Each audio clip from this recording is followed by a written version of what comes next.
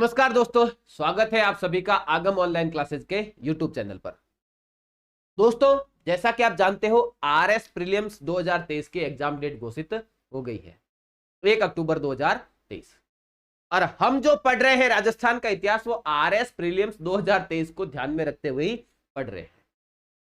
तो अब हमारे पास समय बिल्कुल भी नहीं है कि हम समय बर्बाद करें। हमने पहले भी समय बर्बाद नहीं किया है। मैं इस थ्योरी पर काम ही नहीं करता कि आपका थोड़ा भी समय बर्बाद करूं, और इसीलिए मैं सीधे मुद्दे पर ही बात करता हूं। कोई डायलॉग नहीं, कोई शेर और शायरी नहीं, कुछ भी नहीं, ना कोई चुटकुला नहीं। इसका रीजन यही है कि मैं आपका समय बर्बाद करना नहीं चाहता। और अब तो हमारे पास बिल्कुल भी समय है नहीं, तो मैं आपसे भी आशा करता हूं कि अब आप भी अपना समय कहीं पर भी 1% भी जाया नहीं करेंगे, क्योंकि मात्र 50 दिन बचे हैं हमारे। हम पढ़ रहे हैं राजस्थान का इतिहास। जल्दी ही इस चैनल पर मैं अब आपके लिए राजस्थान की आर्ट एंड कल्चर, राजस्थान की ज्योग्राफी और राजस्थान का करंट अफेयर्स भी शुरू कर दूंगा। जल्द ये सारा भी शुरू हो जाएगा। और पिछली क्लासों में हमने मेवाड़ का इतिहास पढ़ लिया। आज का हमारा टॉपिक क्या है? तो आज का हमारा टॉपिक है चौहान वंश, है ना। जैसा कि आपको पता चल ही चुका है, थंबनेल में लिखा हुआ है चौहान वंश। तो मैं आपका बिल्कुल भी समय बर्बाद नहीं करूंगा, अपन सीधे मुद्दे पर ही बात करेंगे। तो कौन सा वंश? चौहान वंश, या इसी वंश को चाहमान वंश, या इसी वंश को चौहान वंश कहा गया है ना। तो अगर खास तौर से बात करूं, जो 11वीं और 12वीं सदी जो है, विशेष रूप से 12वीं सदी जो है, वो राजस्थान में चौहानों की ही सदी रही है। बहुत ही महत्वपूर्ण राजवंश है। एग्जाम की दृष्टि से भी ये राजवंश बहुत ही इंपॉर्टेंट है। और मैं अपनी ऑफलाइन की क्लास में भी सभी विद्यार्थियों को एक बात बड़े अच्छे से कहता हूं कि देखो, चौहान वंश को पढ़ना बहुत जरूरी है। और आप संपूर्ण चौहान वंश पढ़ो और चौहानों का प्रारंभिक इतिहास पढ़ो। चौहानों का प्रारंभिक इतिहास एग्जाम की दृष्टि से एक तरफा है। मैं हर क्लास में अपने विद्यार्थियों को बोलता हूं कि आपके अगर परीक्षा में चौहान वंश से संबंधित 10 सवाल बनाए जाएंगे तो 7 सवाल प्रारंभिक इतिहास के होंगे।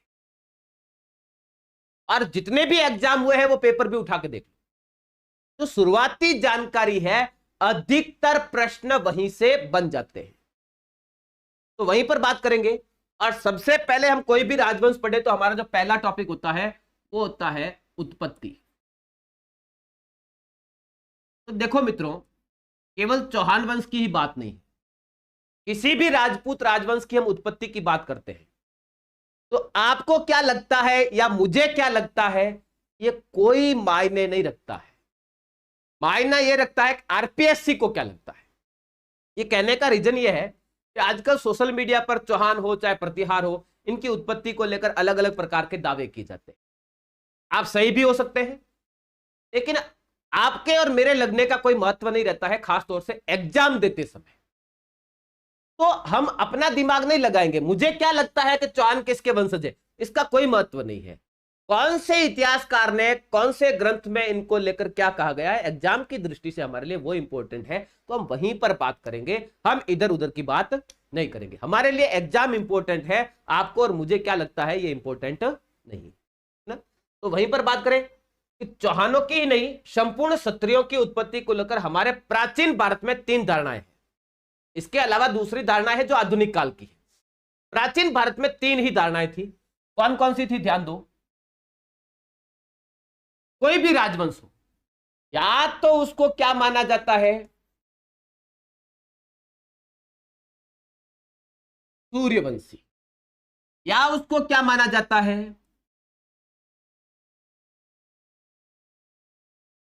चंद्रवंशी। और या फिर उनको माना जाता है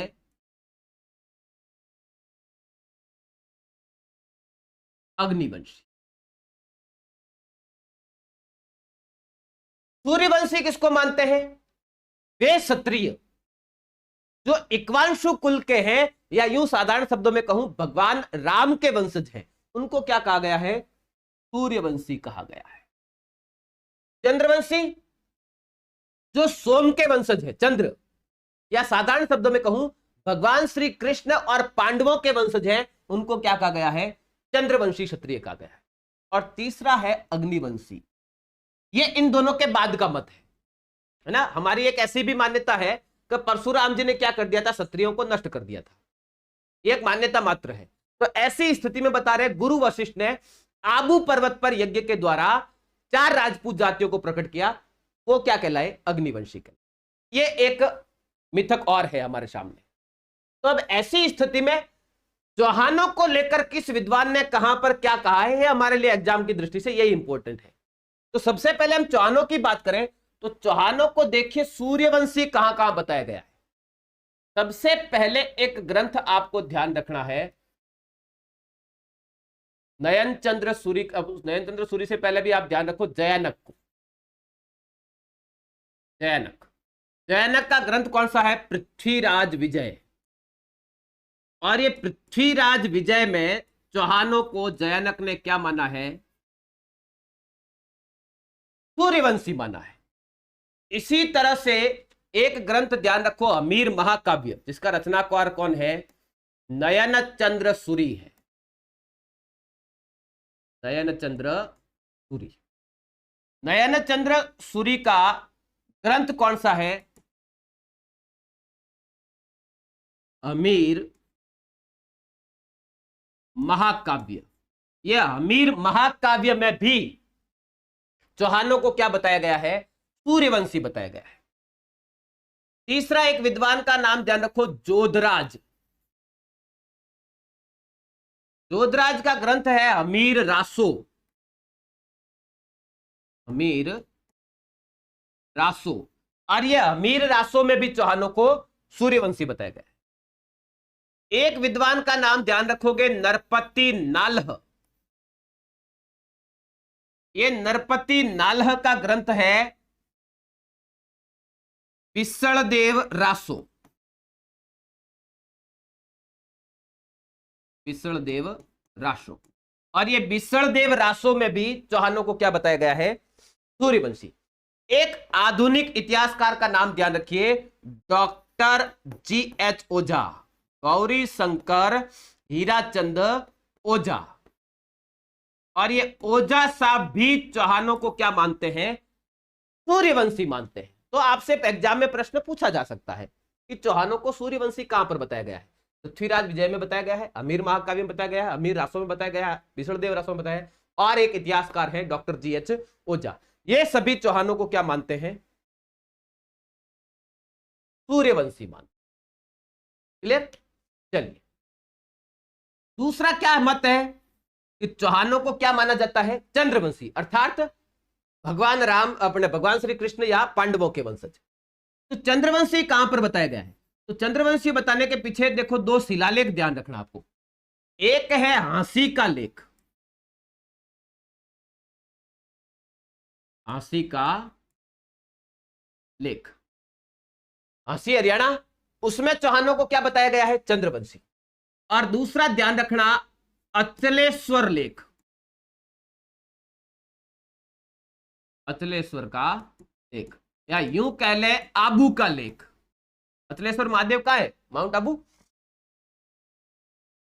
आबू का लेख। और ये आबू के लेख में भी क्या बताया गया है, चौहानों को चंद्रवंशी बताया गया है। तीसरा जो मत है वो है अग्निवंशी। तो अग्निवंशी इनको कहां कहां बताया गया, ध्यान रहे। एक तो ध्यान रखो आप, पृथ्वीराज रासो,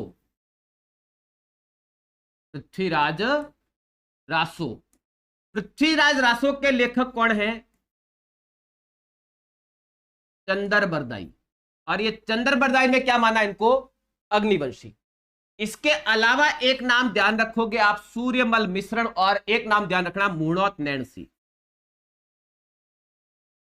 मुहूर्त नैणसी। और एक नाम ध्यान रखो आप, सूर्यमल मिश्रण।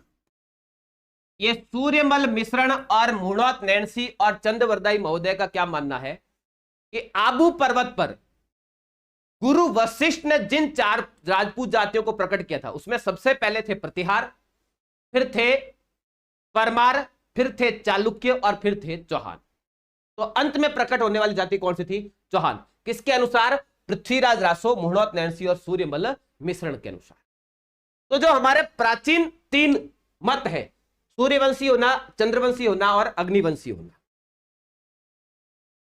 इसको राजत्व का सिद्धांत कहा जाता है। राजत्व के सिद्धांत में भी इसको दैवीय सिद्धांत कहा जाता है, जब राजाओं को किसी न किसी देवता से जोड़ा जाता है। ठीक, अब इसके बाद में एक महापुरुष आए राजस्थान का इतिहास लिखने, कर्नल जेम्स टॉड। उन्होंने न सिर्फ चौहानों को बल्कि संपूर्ण राजपूत जातियों को विदेशी होना बताया है। तो चौहानों को विदेशी किसने बताया? चौहानों को विदेशी बताया है कर्नल जेम्स टॉड ने।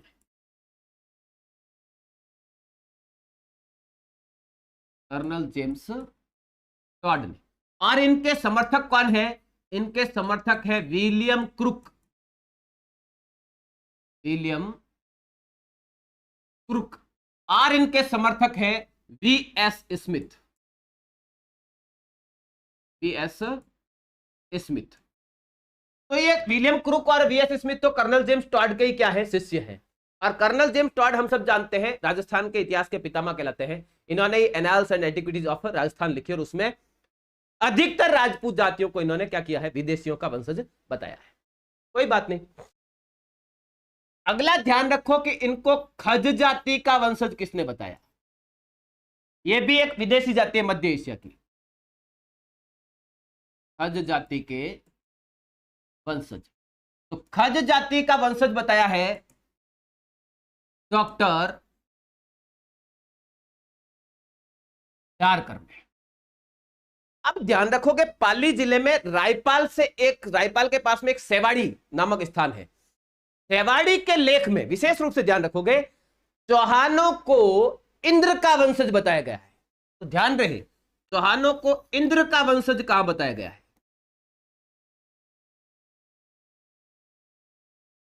चौहानों को इंद्र का वंशज सेवाड़ी का लेख।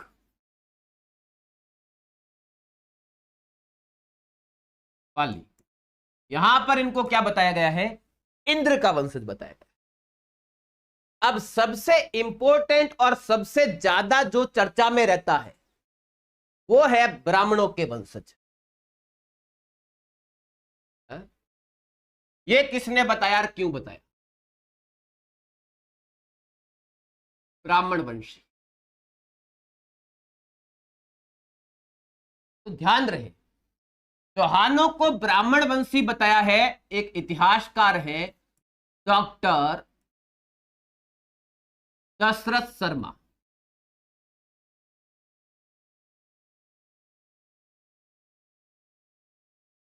डॉक्टर दशरथ शर्मा।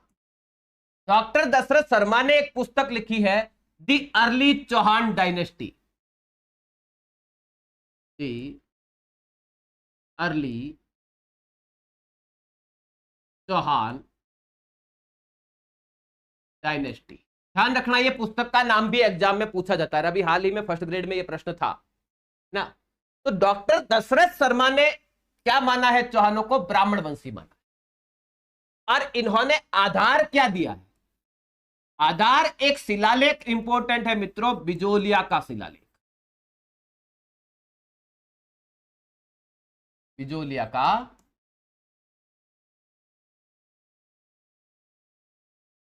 शिलालेख। ये बिजोलिया का शिलालेख मित्रों ध्यान रखना, भीलवाड़ा में एक जगह है बिजोलिया, वहां से प्राप्त हुआ है। 1170 ईस्वी का ये लेख है। इस शिलालेख का जो रचनाकार है उसका नाम है गुणभद्र। कौन है? गुणभद्र। और इस शिलालेख में चौहानों को वत्स गोत्रीय ब्राह्मण बताया गया है। वत्स गोत्रीय ब्राह्मण। यह शिलालेख किसके काल का है? तो यह शिलालेख है सोमेश्वर चौहान के काल का। देखो यह शिलालेख बहुत इंपॉर्टेंट है, बिजोलिया का लेख। एक तो यह चौहान वंश की प्रारंभिक जानकारी देता है, साथ ही साथ में राजस्थान के प्राचीन नगरों की जानकारी भी हमें इसी शिलालेख से मिलती है। जैसे जालोर को जाबालीपुर कहते थे, मंडोर को मांडवीपुर कहते थे, बयाना को श्रीपंत कहते थे, भीनमाल को श्रीमाल कहते थे, बूंदी को वृंदावती कहते थे, बिजोलिया को विजयावली कहते थे। ये जो हमारे राजस्थान के प्राचीन नगरों के नाम है वो हमें कहां से मिलते हैं? बिजोलिया के शिलालेख से ही मिलते हैं। और यहां पर चौहानों को क्या बता दिया गया है? वत्स गोत्रीय ब्राह्मण बताए गए। मित्रों, एक बात हमेशा ध्यान रखना, राजस्थान में नहीं संपूर्ण भारत में जितने भी क्षत्रिय हैं उन सभी क्षत्रियों के जो गोत्र है ना, देखो दो चीज होती है गोत्र में। हम कई बार गोत्र क्या समझ लेते हैं कि जैसे जाति तो क्या है? राजपूत। चौहान क्या है? गोत्र। फिर चौहानों में वापस उपगोत्र, सोनगरा, हाड़ा, है ना, इस प्रकार से नहीं, ये चौहानों की शाखाएं हैं, समझ रहे हैं? जाति चौहान है ना। राजपूत शब्द रजपूत से बना हुआ है, धरती का बेटा, क्षत्रिय ही राजपूत, है ना। तो ये वर्ण की बात हुई। अब जो गोत्र है वो देखो जितने भी राजपूत हैं उन सभी के गोत्र किसी न किसी ऋषि से है। कोई अत्रि ऋषि, कोई कश्यप ऋषि, कोई वशिष्ठ ऋषि, है ना। तो इनको गोत्र किस ऋषि से बताया गया है? वत्स ऋषि से, है ना। तो इसी आधार पर इस शिलालेख में अगर चौहानों को वत्स गोत्रीय ब्राह्मण लिख दिया गया है तो यह कोई बड़ी बात नहीं है। जितने भी राजपूत हैं उन सभी राजपूतों के गोत्र तो किसी न किसी ऋषि से ही मिलते हैं, किसी न किसी ऋषि के नाम पर है। वो इनके कुलगुरु होते थे, उनके नाम से भी उनके गोत्र हो सकते हैं। तो निश्चित तौर पर हम तो कुछ कह सकते नहीं। हमें क्या ध्यान रखना कि डॉक्टर दशरथ शर्मा ने चौहानों को क्या माना है? ब्राह्मणों का वंशज। किस आधार पर माना? बिजोलिया का लेख। बिजोलिया का रचनाकार कौन है? लेख का गुणभद्र। कब का है? 11 सूत्र का। इसमें चौहानों को क्या बताया गया है? वत्स गोत्रीय ब्राह्मण बताया गया है। हमें एग्जाम की दृष्टि से यही ध्यान रखना है। और यह प्रश्न बार बार एग्जाम में पूछा जा चुका है कि चौहानों को वत्स गोत्रीय किस लेख में बताया? बिजोलिया के लेख में चौहानों को क्या बताया? तो चौहानों की उत्पत्ति को लेकर हमारे सामने देखिए कितने मत आ गए। सबसे पहले चौहानों को सूर्यवंशी कहां जयानक ने माना, नयन चंद्र सूरी ने माना, जोधराज ने माना, नरपति नाल ने माना और जीएच ओझा ने माना। फिर चौहानों को चंद्रवंशी हांसी के लेख में बताया गया है, आबू के लेख में बताया गया है। फिर चौहानों को अग्निवंशी पृथ्वीराज रासो में बताया, मूणौत नैन्सी ने बताया, सूर्यमल मिश्रण ने बताया। इसके बाद चौहानों को विदेशी किसने बताया? Colonel James Tod, William Crooke और वीएस स्मिथ। चौहानों को खज जाति का वंशज किसने बताया? डॉक्टर भंडारकर ने। चौहानों का इंद्र का वंशज कहां बताया गया है? सेवाड़ी के लेख में। और अंत में जाकर चौहानों को ब्राह्मण वंशी किसमें बताया गया? बिजोलिया के लेख में। और इसी आधार पर किसने माना? डॉक्टर दशरथ शर्मा ने। और डॉक्टर दशरथ शर्मा की पुस्तक का नाम क्या है? The early Chauhan dynasty. Clear हो गई बात? अब देखो इस बिजोलिया के शिलालेख के आधार पर ही तो चौहानों का प्रारंभिक क्षेत्र है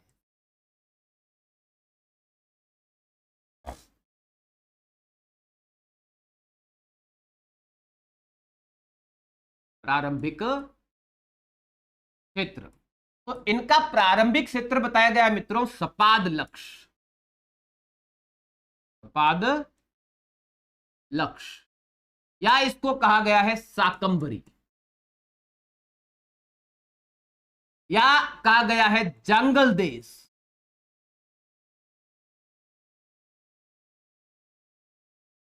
जंगल देश। और इसीलिए चौहानों को शाकंभरी नरेश ये शब्द का प्रयोग किया गया।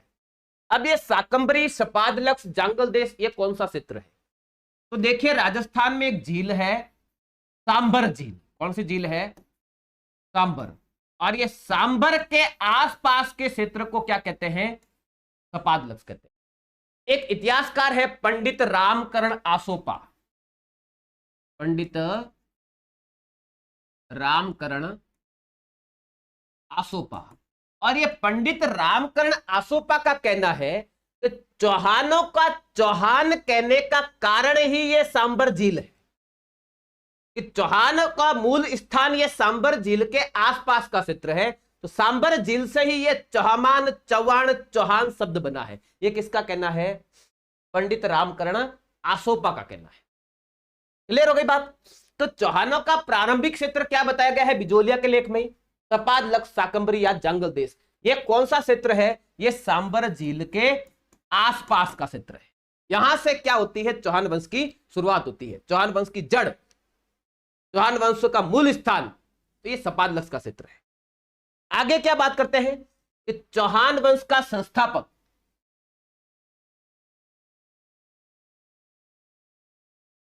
चौहान वंश का संस्थापक या हम कहें आदि पुरुष, प्रथम पुरुष, तो चौहानों का आदि पुरुष, चौहान वंश का संस्थापक है, चौहानों का प्रथम पुरुष किसको माना गया है? वासुदेव चौहान को माना गया है, वासुदेव चौहान। अब इसी वासुदेव चौहान को बिजोलिया के लेख में क्या बता दिया गया है? वत्स गोत्रीय ब्राह्मण बता दिया गया है।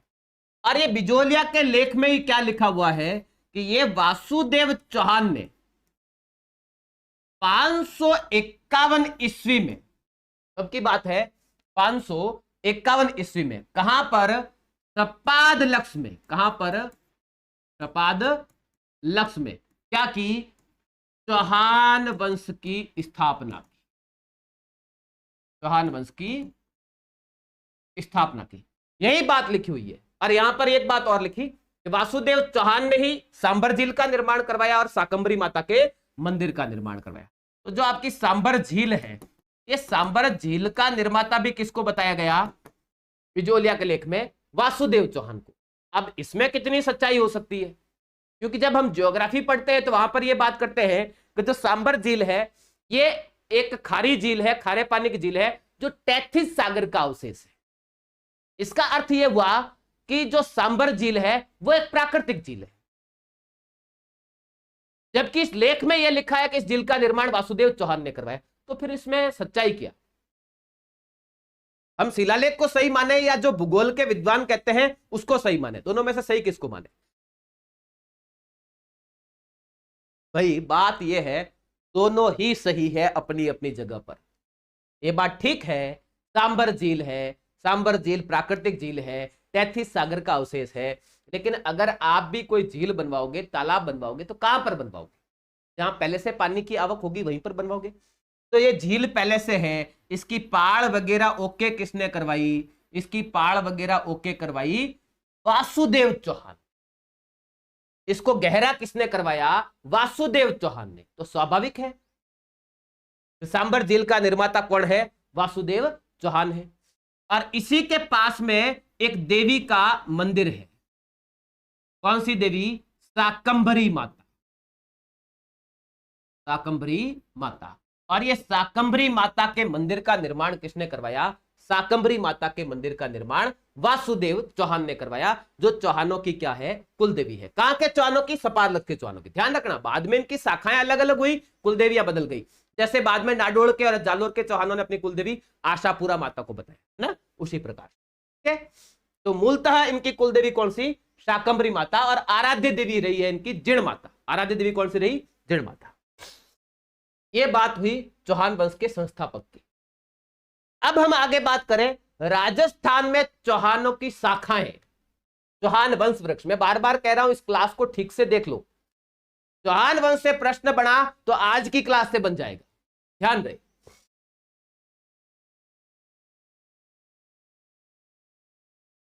चौहान वंश वृक्ष राजस्थान में कहां कहां पर चौहान? हम केवल राजस्थान की बात करेंगे, राजस्थान के बाहर की बात अभी नहीं कर रहे हैं। तो देखो, चौहानों का मूल स्थान अपन ने बात कर लिया, क्या है? सपाद लक्ष्य। और यहां पर चौहान वंश का संस्थापक कौन है? यहां पर चौहान वंश का संस्थापक है वासुदेव।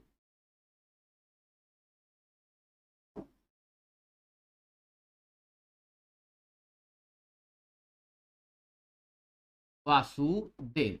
और इसने कब की है स्थापना? 551 ईस्वी। ठीक। अब देखो, चौहानों की जो यहां से पहली पहली शाखा निकलती है वो है नाडोल शाखा। एक बार परीक्षा में सवाल इस प्रकार से पूछ लिया कि चौहान वंश की प्राचीनतम शाखा कौन सी है, और अधिकतर विद्यार्थियों ने आंसर कर दिया था सपाद लक्ष्य।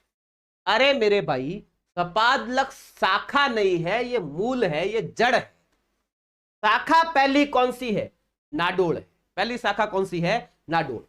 और देखो, नाडोल में चौहान वंश की स्थापना की थी वाकपति राज के पुत्र लक्ष्मण चौहान ने। लक्ष्मण चौहान ने कब की थी? तो 960 ईस्वी में। कब की थी? 960 ईस्वी में। अब नाडोल से ही इनकी दो शाखाएं निकलती है। नाडोल से दो शाखाएं निकलती है। एक जाता है हाड़ौती, हाड़ौती में भी बूंदी। ध्यान रहे, पहले कोटा और बूंदी एक ही था, सामूहिक रूप से इसको क्या कहते थे? हाड़ौती कहते थे। और बूंदी में चौहान वंश की स्थापना की थी देवाहाड़ा ने। देवाहाड़ा। और यहां पर चौहान वंश की स्थापना हुई 1241 ईस्वी में। और दूसरी शाखा, नाडोल का ही शासक था आलणदेव। आलणदेव के पुत्र का नाम था कीर्तिपाल। वो कहां चला गया? जालोर। परमारों को परास्त करके जालोर पर अधिकार किया। तो जालोर में चौहान वंश का संस्थापक था मित्रों कीर्तिपाल। और ये कीर्तिपाल ने चौहान वंश की जालोर में स्थापना की थी 1181 ईस्वी, 1181। अब हम सब जानते हैं कि बूंदी से इनकी और एक शाखा निकल गई, कोटा। कोटा जहांगीर एक्चुअली जहांगीर के काल में कहना ठीक नहीं है। इस समय तक शाहजहां का काल आ गया था। मैं कई सारी पुस्तकों में देखता हूं कि जहांगीर ने क्या कर दिया था, अलग बना दिया था कोटा को। नहीं, जहांगीर की डेथ हो गई थी 1627 में और कोटा की स्थापना हुई 1631 में। तो 1631 में मुगल बादशाह कौन था? शाहजहां था। तो शाहजहां ने बहुत सी रियासतें अलग की है मित्रों। मारवाड़ से अलग किया था नागौर कर्ण सिंह को, अपने अमर सिंह जी को देकर। हम देखते हैं मेवाड़ में शाहजहां के काल में ही शाहपुरा अलग रियासत होती है, प्रतापगढ़ अलग रियासत होती है। डूंगरपुर बांसवाड़ा को भी स्वतंत्रता मिली थी इसी कालखंड में, है ना। तो शाहजहां के काल में बहुत सी नई रियासतें बनी थी, उसमें से एक थी कोटा। और कोटा दिया गया था माधो सिंह आड़ा को, माधो सिंह। और यह बात है मित्रों 1631 की, 1631 की। तो जो पुस्तकों में जहांगीर लिखा मिल रहा है, अगर जहांगीर ने बढ़ाई है तो फिर 1631 कैसे हो सकता है? कंफ्यूजन यही है, पुस्तकों में 1631 भी लिख दिया और जहांगीर भी लिख दिया। दोनों बातें कैसे हो सकती? 1631 में राजा कौन है? मुगल बादशाह तो शाहजहां। गड़बड़, ध्यान दे। और यहां पर देखो, जालोर से भी और एक शाखा निकलती है, सिरोही, जो देवड़ा चौहान कहलाता है। सिरोही को प्राचीन काल में देवड़ा वाटी कहते थे और इसकी स्थापना की थी राव लुम्बा ने। राव लुम्बा ने। यह बात है 1311 की, जब जालोर का पतन हो गया था अलाउद्दीन के हमले के बाद, उसके बाद की बात है। ये जो सपादलक्ष वाले चौहान हैं, वही चौहान 1113 में आ जाते हैं अजमेर। कहां जाते हैं? अजमेर। और इनको अजमेर लाया था अजय राज ने, अजय राज ने। यह बात कब की है मित्रों? 1113 ईस्वी की। और बाद में पृथ्वीराज चौहान के बाद ये अजमेर के ही चौहान कहां चले गए? रणथंभौर। और रणथंभौर पृथ्वीराज का पुत्र था गोविंदराज। और ये इनको यहां ले गया था 1194 ईस्वी। तो ये राजस्थान में चौहानों का वंश वृक्ष रहा, है ना। कि चौहानों की शुरुआत कहां से होती है? सपादलक्ष से। कौन करता है? वासुदेव चौहान। कब करता है? 551 ईस्वी में। पहली शाखा इनकी नाडोल। नाडोल में चौहान वंश की स्थापना किसने की थी? लक्ष्मण चौहान ने। कब की? 960 ईस्वी में। यहीं से एक शाखा निकली, कौन सी? बूंदी के चौहान देवाहाड़ा ने स्थापना की। और बूंदी में से निकला कोटा, माधो सिंह ने 1631 में।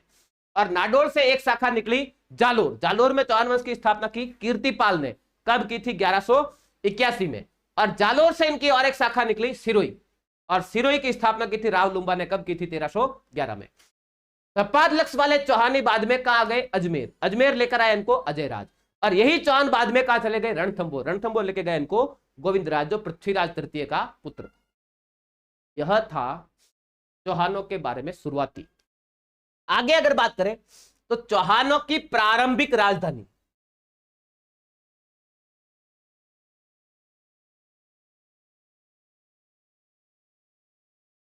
चौहानों की प्रारंभिक राजधानी। तो ध्यान रखना मित्रों, बिजोलिया के लेख में चौहानों की प्रारंभिक राजधानी बताई गई है अहिछत्रपुर। क्या बताई गई है? अहिछत्रपुर। अहिछत्रपुर का मतलब ध्यान रखना मित्रों, नागौर। मैंने कहा ना, बिजोलिया के लेख में राजस्थान के कई प्रमुख प्राचीन नगरों के नाम मिलते हैं। इसी लेख में नागौर का प्राचीन नाम क्या लिखा हुआ है? अहिछत्रपुर लिखा हुआ है। तो चौहानों का प्रारंभिक क्षेत्र कौन सा? सपादलक्ष्य। और चौहानों की प्रारंभिक राजधानी कौन सी है? प्रारंभिक राजधानी है नागौर या अहिछत्रपुर। रहेगा ध्यान। अब ध्यान देना मित्रों, जिस समय चौहान वंश का उदय होता है उसी कालखंड में राजस्थान में और भी कई सारे राजपूत जातियों की उत्पत्ति होती है। और विशेष रूप से जो राजपूत काल कहलाता है ना, अगर हम शब्द प्रयोग कर लें भारतीय इतिहास के हिसाब से राजपूत काल, तो राजपूत काल कौन सा काल कहलाता है? 7वीं सदी से 12वीं सदी। इस कालखंड को भारतीय इतिहास में राजपूत काल कहते हैं। अब इसमें भी एक काल और विशेष रूप से ध्यान रखें, जो 7वीं से लेकर 10वीं सदी है, यह कालखंड ध्यान रखना प्रतिहारों का काल है, गुर्जर प्रतिहार। प्रारंभ में उत्तरी भारत में जितने भी राजवंश थे सब के सब क्या रह चुके हैं? प्रतिहारों के सामंत रह चुके हैं, सरदार रह चुके हैं। जब सबके सब रह चुके हैं तो फिर चौहान कैसे बच सकते थे? तो कहने का मतलब प्रारंभ में चौहान प्रतिहारों के क्या थे? सामंत थे। तो शुरुआत में जो चौहान वंश का शुरुआती इतिहास है वो हमें प्रतिहारों के इतिहास से ही मिलता है। जब हम प्रतिहार वंश का इतिहास पढ़ते हैं तब वहां पर कई सारे चौहान राजाओं के भी नाम मिलते हैं। तो देखो क्या बात हो गई, तो हमने यह बात कर ली कि सबसे पहले चौहानों का आदि पुरुष कौन है? वासुदेव। ठीक है, और ये वासुदेव चौहान ने क्या करवाया है? 3 बातें अपन ने स्पष्ट कर ली, फिर एक बार देख लें। सबसे पहले चौहानों का आदि पुरुष कौन? वासुदेव। वासुदेव के बारे में मोटा मोटी तौर पे 3-4 बातें ध्यान रखनी। एक, ये चौहानों का क्या है? आदि पुरुष है। अच्छा, एक बात बता देते हैं आपको, मेरे बड़े भाई साहब हैं हिंदी से फर्स्ट ग्रेड लेक्चरर, है ना, अभी बांगड़ी स्कूल में अपनी सेवाएं दे रहे हैं पाली में। हिंदी के बहुत बहुत बहुत शानदार उनको ज्ञान है। वो एक शब्द को 1 सेकंड में पकड़ लेते हैं, मात्रात्मक त्रुटि है। मैं ठहरा इतिहास का आदमी और मैं बार बार लिखने में क्या करता हूं? मात्रात्मक त्रुटि करता हूं। और हर बार वो वीडियो देखते हैं मेरे पास में मैसेज आता है कि ये तूने गलत लिखा।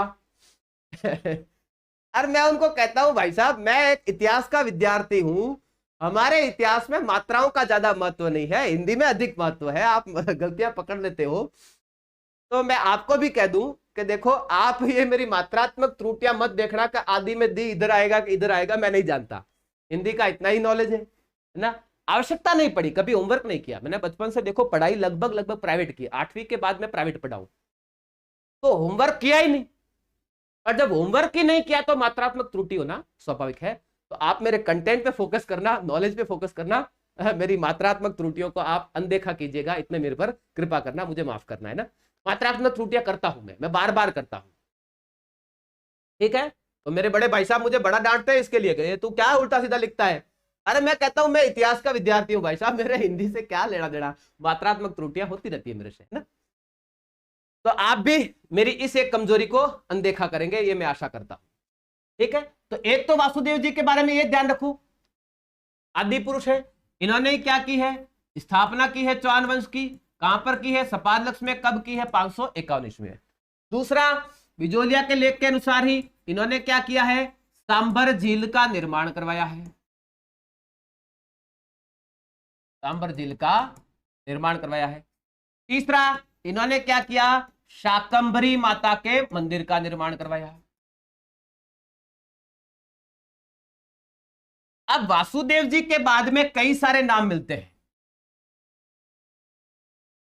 सामंतराज, गोपराज, विग्रहराज प्रथम, ना कई सारे नाम है ना। तो इनके बाद का जो इतिहास है बहुत ज्यादा स्पष्ट रूप से मिलता नहीं है।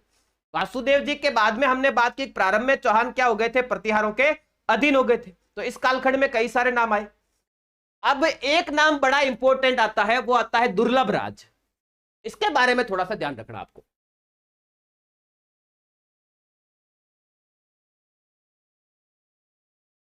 दुर्लभ राज प्रथम, ये जो दुर्लभ राज प्रथम है, इसके बारे में आपको ध्यान रखना है कि ये दुर्लभ राज प्रथम प्रत्यार वंश का राजा था, वत्सराज। ये वत्सराज का सामंत था। और जानकारी क्या मिलती है इसके बारे में?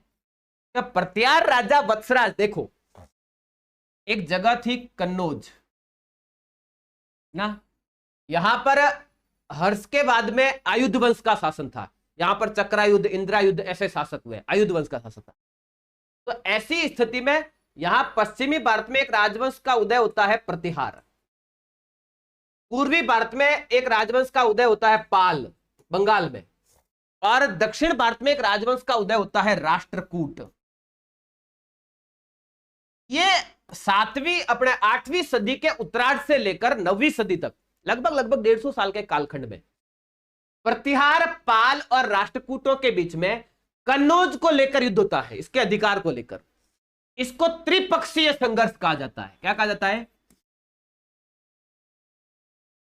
त्रिपक्षीय संघर्ष।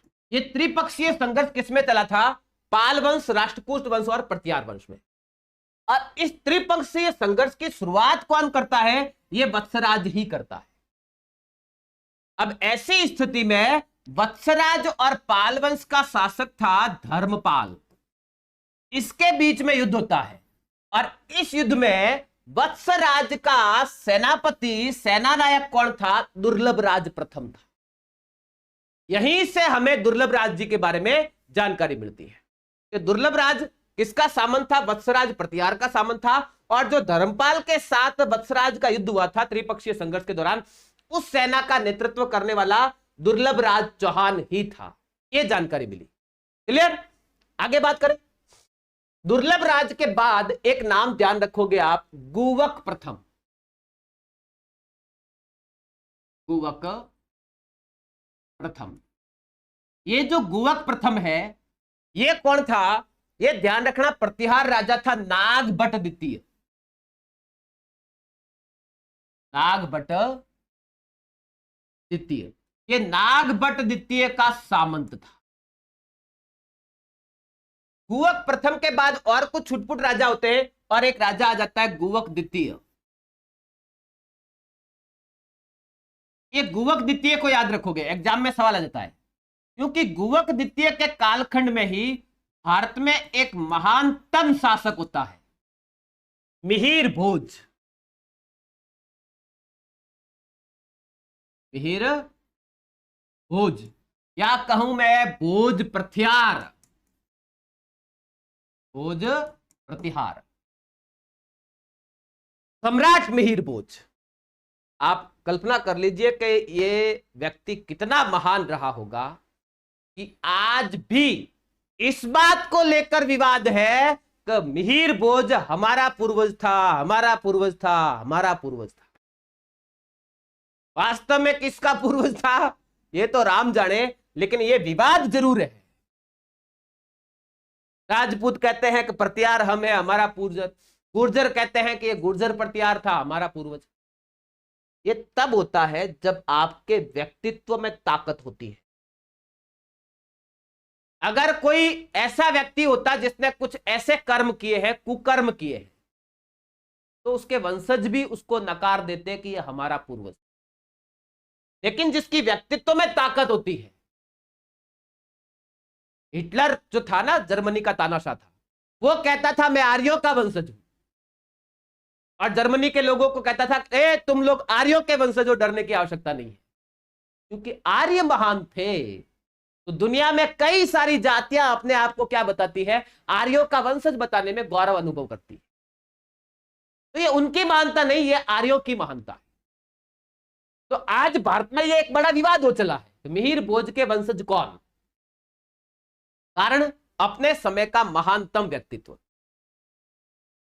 हम जब प्रतिहार वंश का इतिहास पढ़ेंगे तब इस महापुरुष के बारे में बात करेंगे। चक्रवर्ती सम्राट था, आदि वराह और प्रभास जैसी उपाधियां धारण की थी। 850 ईस्वी के आसपास में राजा भोज ने अरबियों को इस तरीके से खदेड़ा था कि 150 साल तक भारत में वापस किसी अरबी की हिम्मत तक न पड़ी कि हमला कर दे। 850 में सिंध से खदेड़ा था और वापस 1001 में महमूद गजनवी आता है। 150 साल तक बीच में आप कोई हमला नहीं पड़ोगे। यह ताकत थी राजा भोज की, मिहिर भोज की। अब बात यह है कि यह गुवक द्वितीय जो चौहान वंश का शासक है, किस वंश का शासक है? चौहान वंश का। और यह गुवक द्वितीय क्या करता है? अपनी बहन कलावती का विवाह किससे करता है? अपनी बहन कलावती का विवाह मिहिर भोज से करता है। इसका मतलब यह हुआ मित्रों कि गुवक द्वितीय अपने कालखंड का एक महान और शक्तिशाली सामंत रहा होगा। क्योंकि देखो, घी में घी जाता है, तेल में घी नहीं जाता है। कोई अपनी बहन का विवाह इतने बड़े शासक से कर रहा है, इसका मतलब उसके खुद के पास में ताकत है, अन्यथा यह संभव नहीं होता है। उस कालखंड में कम से कम नहीं होता है।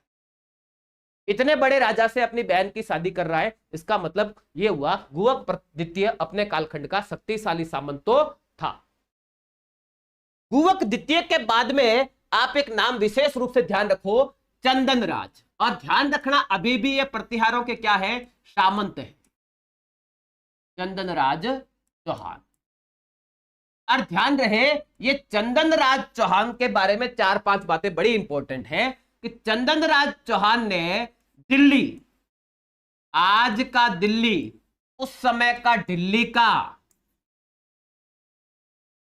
का और यहां का तोमर वंशीय शासक था रुद्र, ये रुद्र को परास्त किया।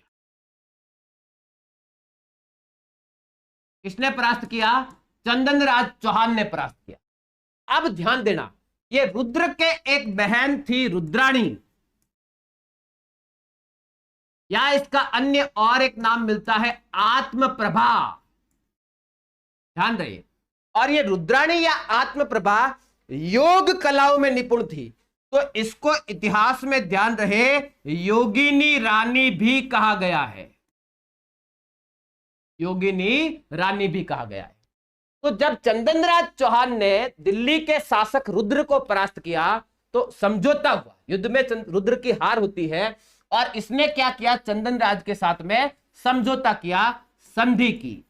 और इसी संधि के तहत रुद्र ने अपनी बहन रुद्राणी का विवाह किससे कर दिया? चंदनराज से कर दिया। अर्थात रुद्राणी किसकी?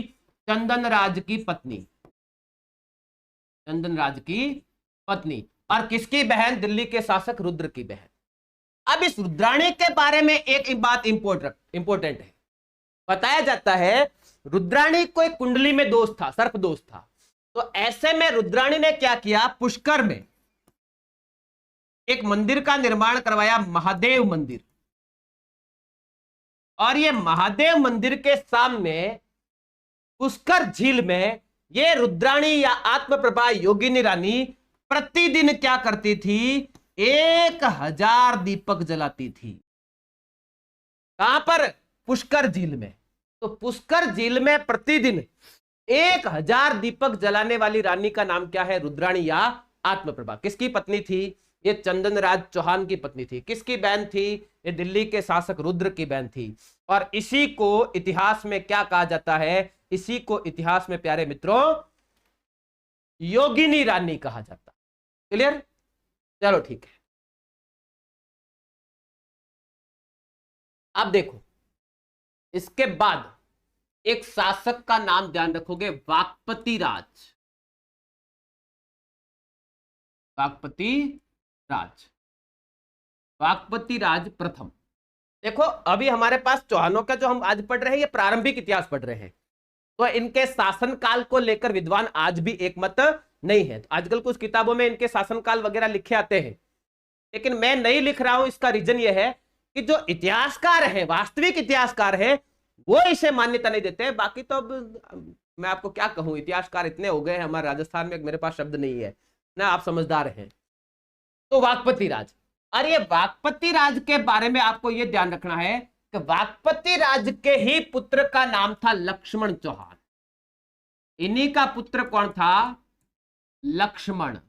और ये वही लक्ष्मण है जिसने 960 ईस्वी में कहां पर? नाडोल में चौहान वंश की स्थापना की। और नाडोल में इन्होंने एक मंदिर का निर्माण करवाया, आशापुरा माता।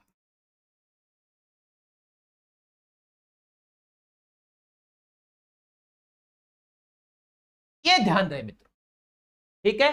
तो ये लक्ष्मण जिसने 960 ईस्वी में नाडोल में चौहान वंश की स्थापना की, ये किसके पुत्र थे? वाकपति राज के पुत्र थे। क्लियर हो गई बात? वाकपति राज के बाद में एक शासक बना था विंध्यराज। कौन हुए? विंध्यराज। और विंध्यराज के बाद में एक शासक हुए सिंहराज। ये सिंहराज के बारे में दो बात ध्यान रखना। पहला, चौहान जिसने महाराजाधिराज की उपाधि धारण की। किसने की थी? सिंहराज ने। और ये सिंहराज के काल में ही चौहान प्रतिहारों से